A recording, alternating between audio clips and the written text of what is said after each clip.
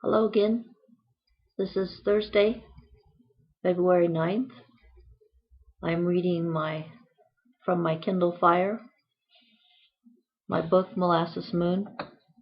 Continuing, I've changed the background from the black background white print to parchment with black print, just to show you the difference.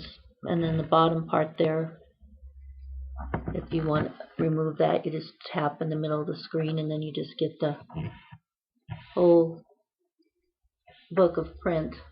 And bring it back here so you can see the size. It's hard to see the print. It does show up pretty well though in person.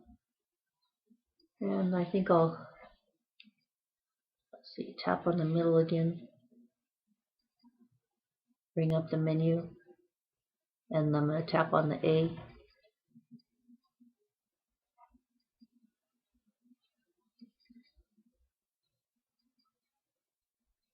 You can see the bottom level here where it shows the different backgrounds. I'm going to click the middle one for the black again. It's easier for me to read.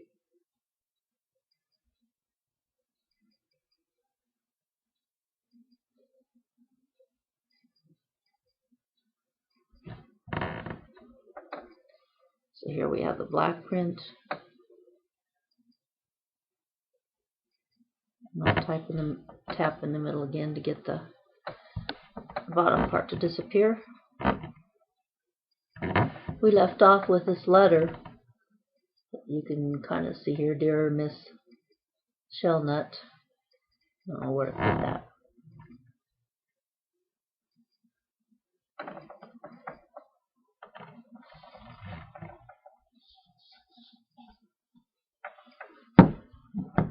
To go back a little tiny bit, let's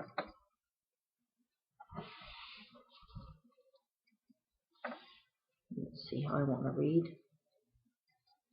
And I think I'll go back to my typical going this way. Just seems to be easy to read on the table that way. Probably getting tired of me showing these every time, but you never know when somebody might come in new and need to see where you are, what you're doing, just quickly at least. And I'm not talking very loud, so I don't know if you heard the first part. Left off making you curious about what this letter was going to say. So I'll read just a little bit of background repeating and then go on into the letter, response to one of my queries. It must be my day for responses.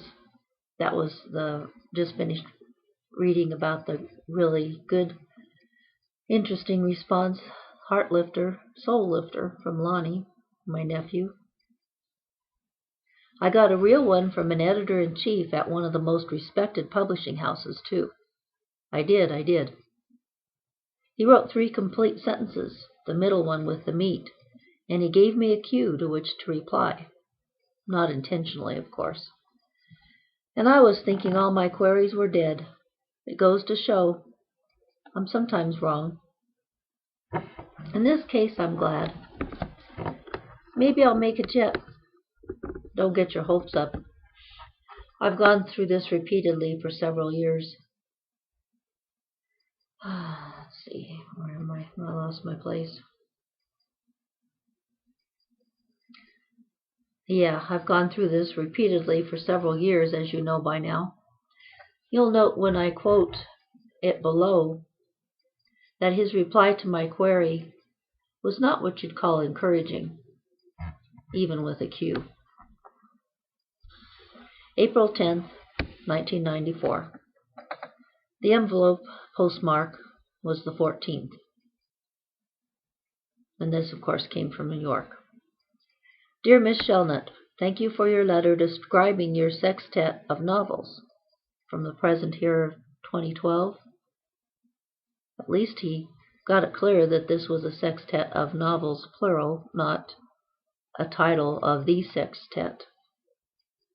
That's impressive. I'm afraid I can't warm up to the notion of 6 novels about the publishing industry. Best of luck in placing your work with another publisher. Sincerely, Mr. Jonathan Glassi, Editor-in-Chief of Farrar, or however you say that, Farrar, Straus, and Giroux Incorporated. And that is a major publishing house that not many people hear about, and I don't know where it got merged into now, but it was a fairly well-established and significant, I think, house of literary fiction mostly. But you could Google that to be sure now what they're doing. Mr. Jonathan Glassi, Editor-in-Chief of Farrar, Straus, and Giroux, scrawled his signature below his closing. Of course, the text was typed neatly on FS&G letterhead. Upon first reading Mr. Glassi's 3 sentences, I thought he had said he couldn't warm up to 6 novels without publishing history. I could understand that. I was ready to write back that each novel was complete within itself, in case a publisher wanted to test the waters with one before committing to more. Even me, L.G. Shelnutt, can't unfailingly skim a 3-sentence letter correctly. How terribly embarrassing. At least I reread it to be sure I had it right before responding. So I replied the same day I received his letter. April 19, 1994. Jonathan Glassi, Editor-in-Chief. Farrar, Straus, and Giroux, 19 Union Square West, New York, New York, 10003. After a while, you kind of know the zip codes since the Manhattan Island isn't that big, and you can tell all these New York publishers are very close to each other. Okay, dear Mr. Glassi, received your response today to my 2394 query. February 3rd, and the response is mid-April. That's surprising. You'd think after that period of time it would just be dead. That's me talking, and today is in 2012 Thursday, February 9, that I'm doing this recording. Thank you for making a specific response.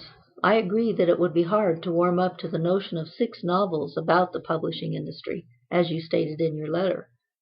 Of course, there's a lot more to that sextet, but I can't tell the whole truth in a 1-page query. Actually, I don't dare try. If I say I'm writing a Genesis story about the interaction of time, physical reality, and consciousness causing hard times, who would believe I could do it and be understood? By anyone other than Carl Sagan, who wouldn't read it because I'm not a card-carrying scientist. And certainly no one in the publishing industry, about which you don't want to read too much, would believe I could style the tale to capture a wide mass-market audience without losing any literary class. I'm not being sarcastic here. I have a dry sense of humor, juiced up in my novels. In any case, I have a single work of nonfiction which I'd like to offer to you for review. I've targeted you because I like your description in Jeff Herman's Insider's Guide to Book Editors, Publishers, and Literary Agents. FS&G has published an increasing number of titles that explicitly seek a best-selling commercial niche while attempting to maintain its position as a publisher of the best in all the categories and genres it covers. FS&G is ever on the alert for an emerging voice ready to break through to literary stardom. That isn't me, who would it be? Of course, every author might think that if they have any kind of ego in them at all, and usually they do, or they wouldn't be able to write very much. Okay, back to the book. Of course, who wouldn't like that description of a publisher? Thus, to you, I'm offering Molasses Moon, a light, more like silly, satire investigating the conspiracy to take the fizz, fire, fun, freedom, and spice out of life. The investigation takes place under the cover of a how-to get published by a writer who's still trying to figure out how to do it, simultaneous to detailing a hilarious history of a writing project about how time, consciousness, and physical reality ... The eggshell's cracking. I'm beginning to emerge. I may be a rooster soon. And then I signed my name.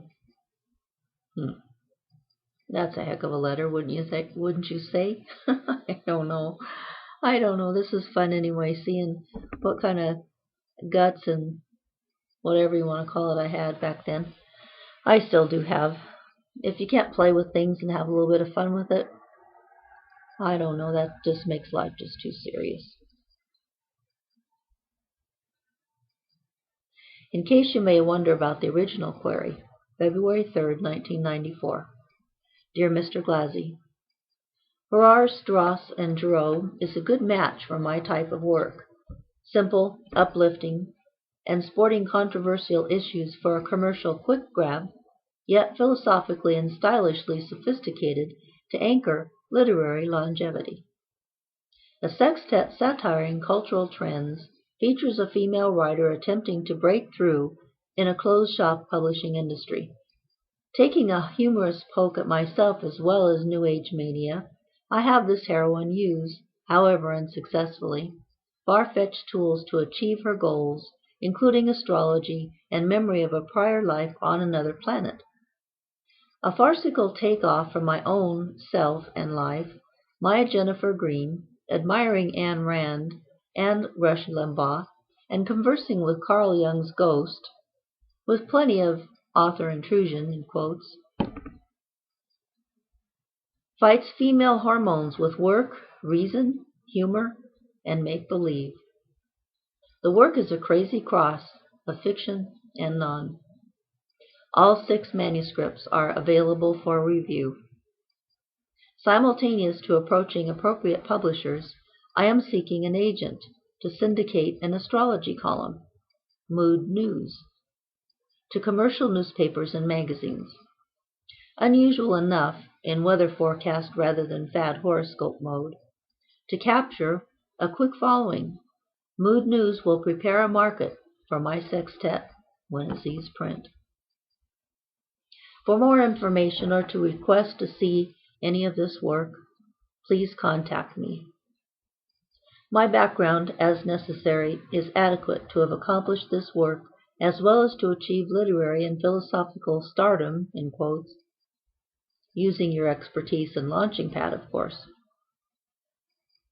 Generally, sincerely, Linda G. Shelnutt. Now from 2012. If that isn't a masterpiece query letter, I don't know if there ever has been one. But at least it did get a response, even if it took several months. From that publisher, that is really significant. And it might take a lot for you to realize that, but it really is, to get any kind of response. So, reading it from this perspective now, I'm even more proud of that. I wonder how many people got handed this letter for a chuckle. I bet more than one. I'd sure like to know someday, when I'm strong enough to know if they were just really totally making fun, or some of them might have even thought it was kind of a cool letter, but that it's not as easy as anybody would think and they know to get books published by an unknown and have them do anything but just fizzle, spend a lot of dollars, take away a lot of their profit, which they don't have much anyway, if any. That's why all the mega communications companies have bought up publishing and their own pretty much overseas. It's never been really a very profitable business, but most writers don't know that. Most people don't know that. Thanks to Jeff Herman, because I got a little bit of a nutshell on the reality there. Of course, there's more places than that to get it. Does this query sound like I'm writing only about the publishing industry? Oh well, at least time and space crossed over this query and gave me a cue. Of course I grabbed it and wrote to it. We'll see what Glassi does with his cue. I wonder if he likes fish. Probably, if he does. He goes to the New York restaurants where you might spend a few $100s for a piece of fish, maybe that big. Of course, I don't know. I've never been there. I mean, I've been to New York City when I was an airline flight attendant for United, way back in 1968, and I lived in Newark, New Jersey, and flew out of the Newark airport. And I spent a lot of time actually in Manhattan, even walking up and down Fifth Avenue. I bought a beautiful camel hair suit in Saks. I kept that for a long time.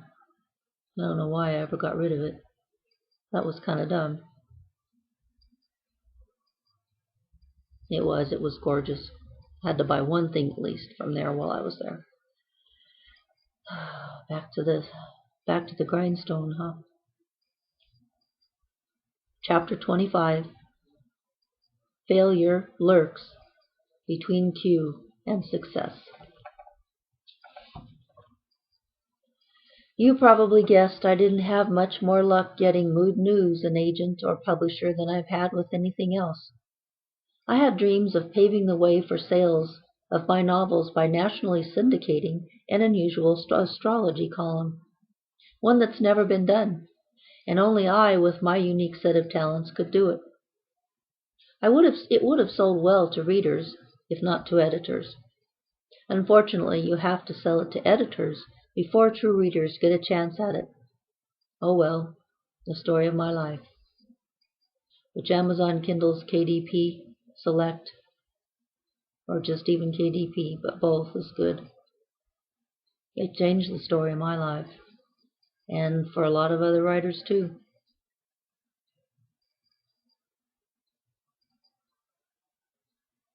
Oh well, the story of my life is here. Extra, extra, read all about it. Writer gets published. The miracle of the century. Speaking of which, if I ever get offered another one, an extra life, I respectfully refuse. If it means I'll have to be born again. I'm not speaking here of my allergy problem, being allergic to church. I don't ever want to be born again. What I mean to say is I don't ever want to be a kid again. I know no one will agree with me on this, but for me, being a mini-human is a sad, painful waste of time. I refuse to do it again. And I actually had a good childhood, an extremely good mother, great brother, wonderful family. It's hard to explain, and here this is all coming from now. So I'll just keep reading. I do understand, though, what with hard times and taxes and all, why most people cherish their childhood and would rather be a kid than an adult. If you don't think this is true, look at how many adults are kids, masquerading as mature humans once they reach a certain age. Talk about immaturity personified. I cherish my childhood memories, especially since I'm only going to have one childhood. And I've already had it, truly. I enjoyed being a kid around my mom, brother, aunts, uncles, and cousins. I had a good childhood. I'm proud of all my family members, a group of characters. I'll tell you, I love all of them. That's probably why I became a writer. Lots of material at home. But what did I do as a kid, besides hiss at my brother when he teased me and get up too early in the morning? I went to school, a somewhat kindly prison. What a pain, a waste of time, trying to remember what you've known for eons, but had to forget to be given the privilege of human birth on Earth. Give me a break. Note, I'm not insulting teachers here. I was one. Actually, you could never recall or relearn in one human lifetime even a minuscule fraction of what you know and forget for the privilege of being born. Hell of a deal, isn't it? But maybe it's just a game, just relearning, just starting over fresh. It could be a fun game if everyone read my books and followed them to a T. No, not really. Well, maybe. But I don't mind you wondering like me and agreeing with much of what I say, but it's best if you think your own thoughts, draw your own conclusions, make your own choices. I'd hate to be responsible for causing a worse mess than we've already made. But when my words make sense, or as they say, when the shoe fits, or as I say, when the slipper fits, go ahead and be Cinderella, if you like that fairy tale. By the way, if you liked Cinderella, you'll like The Rose in the Pyramid. Even if you didn't like Cinderella, you'll like The Rose. Take my word for it. You have to take my word, since there are no other words available to take right now. Actually, right now, 2012, there are seven right now, reviews on The Rose in the Pyramid. Every one of them read the book thoroughly and comprehended it and wrote a fantastic review. Thank you, each one.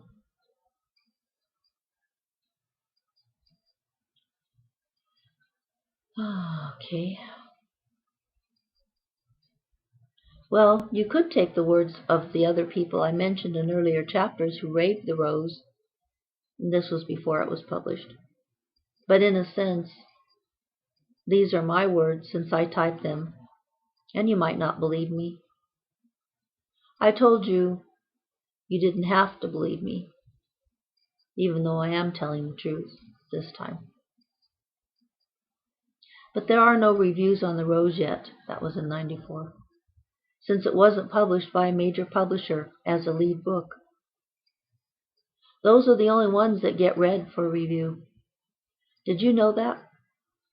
Have you ever seen a New York Times book review on something which wasn't already a bestseller? Speaking of bestsellers, I haven't fully explained why my novels have been harder to market to publishers and agents than they will be to you, other than the fact that you're smarter. And you're the one with the pocketbook who ultimately finances all of us in this storytelling game. You get the best deal, too. Publishers make a decent profit, though nothing to shout home about. I actually wonder if that's ever been the case. The writer gets the shaft. Until he's a name, like Stephen King. But I stray in my misery. I was trying to tell you why my work is not immediately magnetic to professionals in my field. If my work followed any formula or format, it would be easier to nutshell and sell to acquisitions editors. But it's too unusual. I can't introduce it by saying something like, it's a historic romance styled a la Julie Garwood. Hell, my novels don't even truly follow the novel format, being spiced with so much truth, so many sidetracks, and probably too many takeoffs from real people. And they're certainly not legitimate autobiographies of a nobody with as much far-fetched fantasies I've interjected into the story when my life got too dull or too drudgerous. Yes, and the fantasy is another strange story. I really went out on an ozone limb on that score. But as I said, I was trying to tell a Genesis story. You can't help getting sucked into wild religious ideas with that type of plot. And always following a Genesis has to be someone to fix the mess caused by the creation. And always following a Genesis, there has to be someone to fix the mess caused by the creation. To work the bugs out, so to speak. I was trying to develop a religious savior who wouldn't require self-sacrifice of herself or others as a payment for being saved. I didn't want her to perform any miracles during her earth incarnation and end up starting another religion, thus getting crucified or burned. I figured there would be no danger of that as long as I didn't let my heroine heal anyone. And as long as I didn't present the material as another "thou shalt have no other gods before me, now and forever, amen" Bible. But I wanted the Savior Creator to at least take off from the most current religious myths. What better historic figure to base my character on than Maya, M-A-Y-A. 2012. And the Mayans. I don't know. Maybe there is a plan going on somewhere that includes everybody. She's mentioned in many myths, including Eastern and Western Indian lore. She was the mother of Buddha, for God's sake, as well as the mother figure for a whole race, the Mayan Indians. New Agers love old Indian stories. They've resurrected and rewritten most of them. I like my new versions best, though. Even Shirley MacLaine has her own private Mayan extraterrestrial. Since Maya wasn't mentioned in the Bible, the M-A-Y-A, as far as I know, I decided I'd connect her to those myths and make her a sister to the two original favorite angels, Lucifer and Christ. I'm not sure how Michael and Gabriel were supposed to fit in. Wonder what Christ's name was before he came to Earth. While I was at it giving the two original brothers a sister, I decided I might as well make them triplets. What the heck? That would be great intrigue. Heavy sibling rivalry, with them all being born at the same time. The brothers had their turns on Earth, so to speak. Now it was Maya's turn. She was going to show her brothers how to do it right. She was definitely planning to avoid crucifixion. She didn't relish being burned as a witch either. I spelled her name without the extra A, to be sure she would be seen as the pure form rather than be identified too strongly with her earlier incarnations as Maya, M-A-Y-A, since she had probably undeservedly developed a bad reputation in some cases under the Maya name, M-A-Y-A. Some of her followers made real human sacrifices. Yuck. They didn't fool around fooling themselves by brainwashing people to voluntarily sacrifice not only their hearts, but all their resources to charity, the way modern-day religions do with their altruistic philosophies. But back to the sibling issue. Of course, the triplets would have to have parents, which gave God a wife. I named the couple Syed and Oliviandra. Gem was their last name, of course. Lucifer and Christ were named Od and Bod, spelled A-D and B-O-D. But instead of just Bod, it's Bod. By the time I got to New Moon Blues, my creativity bursting at the seams, I brought in a couple higher gods to add even more intrigue. I named these two, who were also mates but not married, Peace and Prosperity. I won't tell you much more or I'll spoil the story, but you see now why I might scare a few publishing professionals if they don't realize I'm not making a new religion. And that I'm not, on the other hand, being sacrilegious. I keep saying I'm allergic to church, and it's true. I'd tell you how I developed the allergy, but that story's too sad.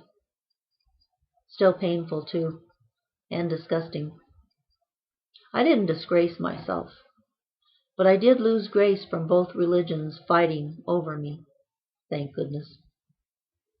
Adults do crazy things in a religious frenzy. The participants all thought they were on the side of God against the devil. I think we were all crazy, but at least I ultimately got free from the claws of all former religions. It was a horrible experience, but final and enlightening, to say the least. If I ever get famous, that wacko event will probably come out in the National Enquirer. Watch for it. I hope they get it right. The truth is bad enough without having to hype it up. If I don't like the way it's presented, though, you can be sure I'll write my response to it, giving a piece of my mind. I have plenty of pieces to give away. They keep coming back to me. No one seems to want to hold on to them. I don't know why. I don't know. Maybe they're hot enough to sizzle and burn, like heavy satire. Back to my religion spoof. I, as Jennifer, of course, come across in Morning Comes and Full Moon Rising, sounding like I might really believe Mya, M-Y-A, without the extra A, is the second coming. The head New Age guru and the Jewish Messiah bringing heaven to earth. I am the center of the universe, remember. My mantra way back when I was a New Age fledgling. Oh yeah, and in several of my books, the paradigm crystal is hinted at being something like the Mormons' Urim Thummim, spelled U-R-I-M, Thummim, I think, unless the last letter might be an N. Thummim. Or the keys, with a capital K, which is the crystal upon which Joseph Smith is said to have founded his church. No one in their right mind wants to make an enemy out of the Mormons. Actually, I do have some extremely good friends who are very solid members of that church, and I admire them absolutely.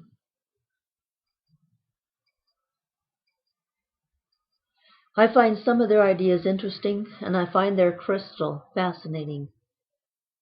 Maybe I've found the crystal myself. You see, I think they may have lost it.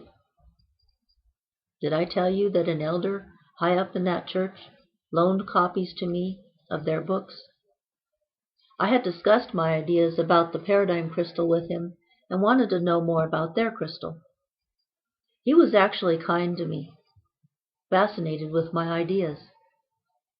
He was more open-minded and intrigued with possible new discoveries than most religious people I've met.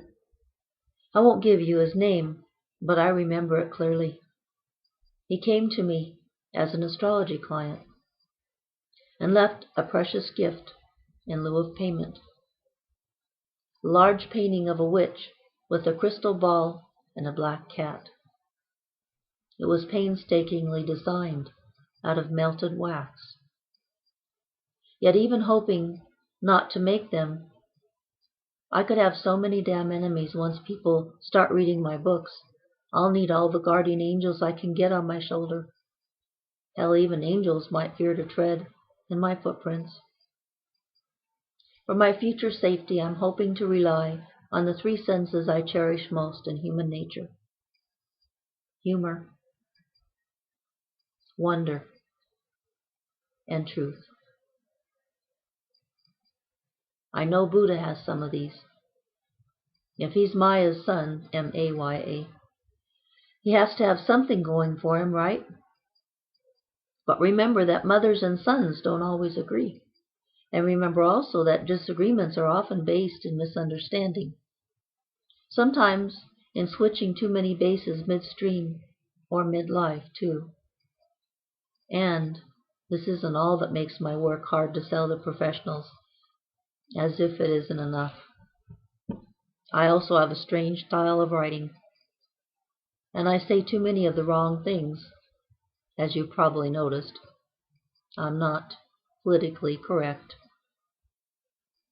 I hate that term, even though I was probably the first example of it. Almost enough to throw up typing it. In this book, I use too many bad words, and I've stepped on too many toes. I don't mean to do that. I did mean the profanity. I don't want to step on toes. I mean to squash bad ideas.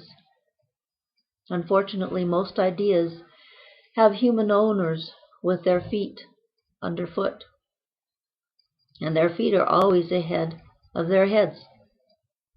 Yes, I see myself in this too. My feet are always in the way. Why do you think I fall down stairwells?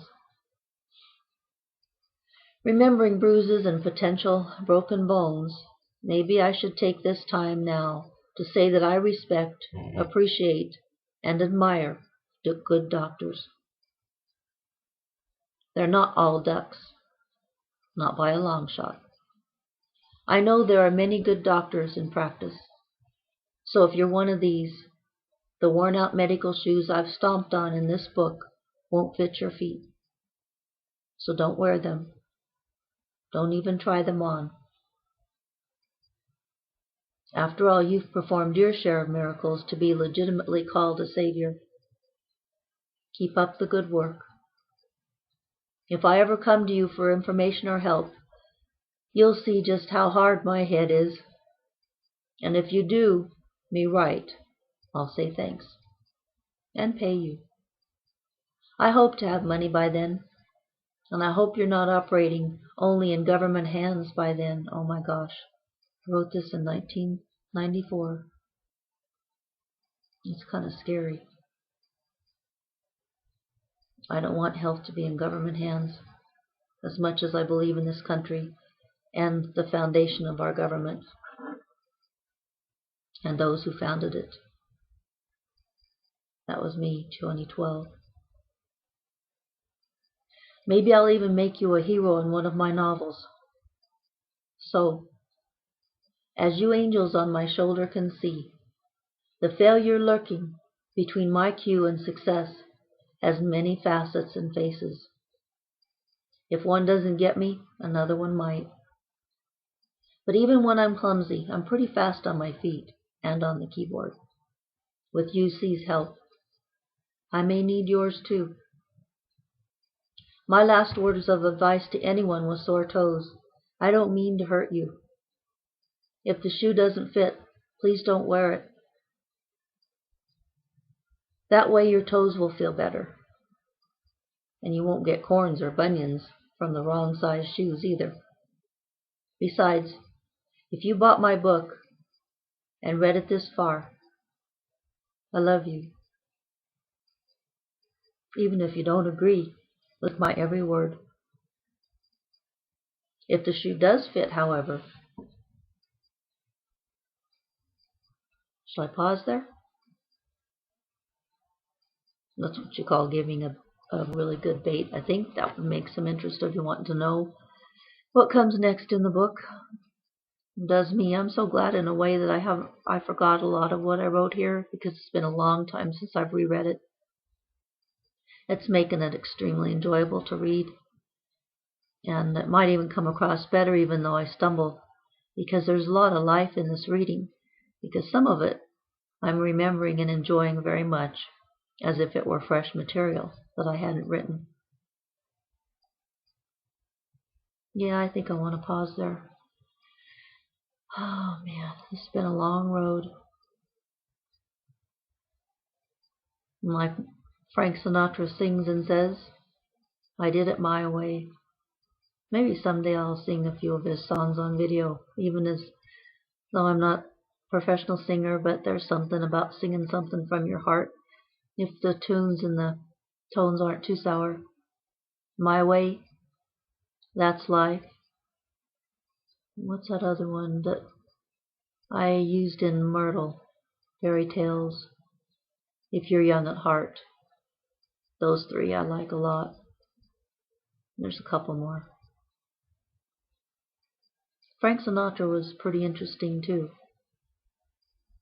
Hi there, Frank, now that you're up there. In a different form and a different reality, what do you think of all this? You did a good job with your life. So here I am, talking to ghosts. Well, I'm a parapsychologist. I have a license. Take care. And we'll see you another time.